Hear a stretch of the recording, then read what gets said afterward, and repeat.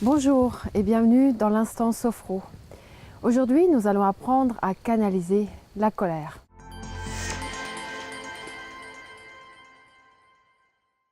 La colère, il n'est pas toujours bon de l'exprimer à chaud, ça vous le savez, et encore moins bon de la garder à l'intérieur.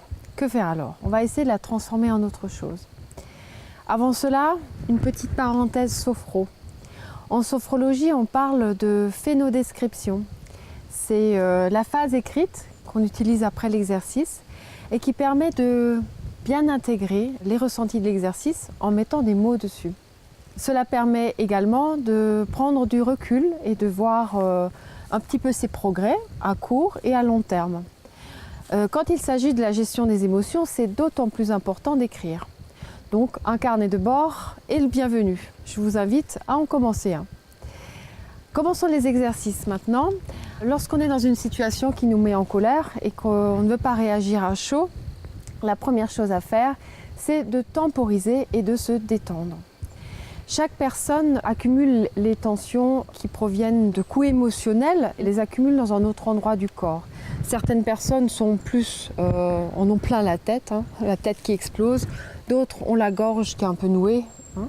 D'autres ont une pression au niveau du thorax. Ou d'autres personnes ont par exemple aussi un nœud dans le ventre. À vous de voir déjà à quel endroit se concentrent les émotions et les tensions négatives dans un cas comme celui-ci, lorsque vous avez une altercation avec votre collègue, votre conjoint, votre voisin, quelle qu'elle soit. On commence déjà du coup à libérer ces tensions qui vont s'accumuler dans cette zone précise. Est-ce que chacun sait à peu près où elles vont s'accumuler? Oui? Donc on va poser les mains sur cette partie du corps.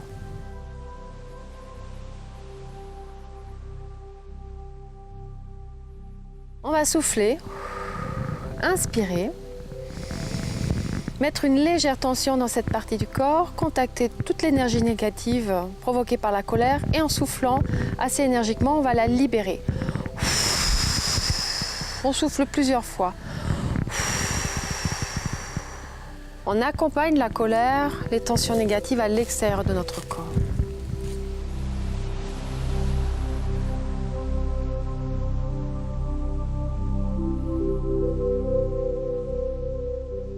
Voilà, ce petit exercice, vous pouvez le faire à n'importe quel moment, dès que vous vous sentez un peu assailli par des émotions. Ce premier exercice vous aura déjà permis de prendre un petit peu de recul, de temporiser pour ne pas réagir à chaud. La colère est peut-être encore là et donc on va essayer cette fois-ci de l'exploser, l'évacuer définitivement. Pour ça, il vaudrait peut-être mieux que vous soyez seul dans une pièce ou un petit peu isolé. On va se mettre un petit peu en position plus déterminée. On va, comme toujours, vraiment vider les poumons, souffler, inspirer. Monter la main, fermer le poing. On bloque la respiration et on donne un grand coup avec un cri. Et on redescend tout doucement. On peut imaginer devant ses yeux une cible, on va exploser, et y mettre vraiment l'intention de vous libérer, d'exploser cette colère pour l'anéantir définitivement. On refait encore 2 fois du même côté. On souffle, on inspire, on arme et on y va. Vous pouvez faire un souffle ou un cri. Le cri, c'est mieux. Dans le cas de la gestion des émotions, si vous rajoutez un cri, ça vous aide d'autant mieux à libérer. Une dernière fois. On souffle, on inspire.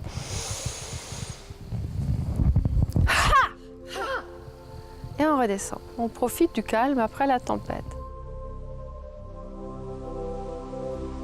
On fait la même chose de l'autre côté. 3 fois également. On y va.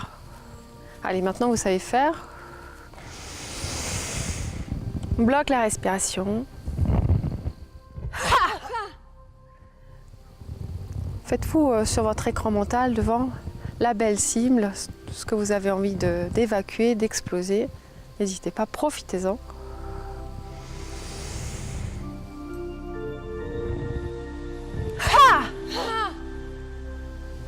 Et lâchez tout ce que vous pouvez lâcher.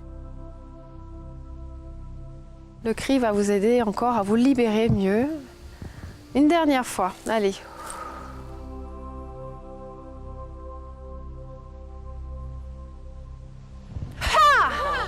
Voilà, c'est très bien. Et on redescend tout doucement.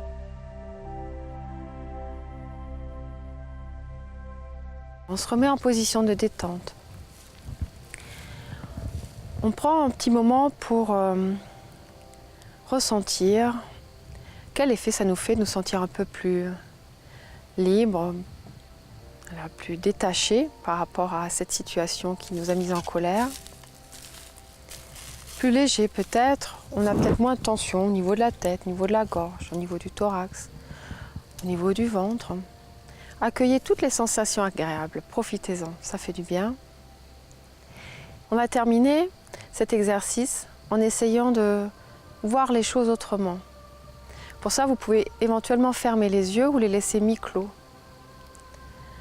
Et méditer un petit peu ou réfléchir sur la nécessité de cette colère, de la réaction que vous auriez pu avoir. À quoi ça va me faire avancer? Quelle image ai-je envie de donner de moi? Quelqu'un de colérique, quelqu'un de plutôt posé et réfléchi.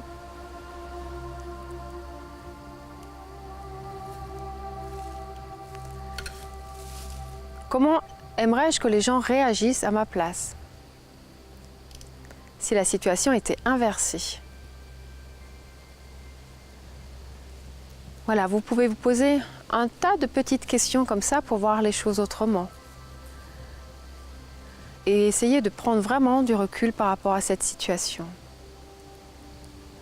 Vous avez réussi à vous détendre, vous avez réussi à évacuer vos tensions, vous avez réussi à gérer cette émotion.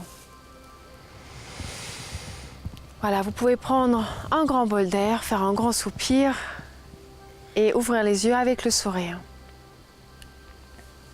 Prendre un petit moment pour se recentrer et temporiser permet souvent de se rendre compte que la réaction ou l'attitude qu'on aurait pu avoir était finalement pas adaptée ou nous aurait pris beaucoup d'énergie.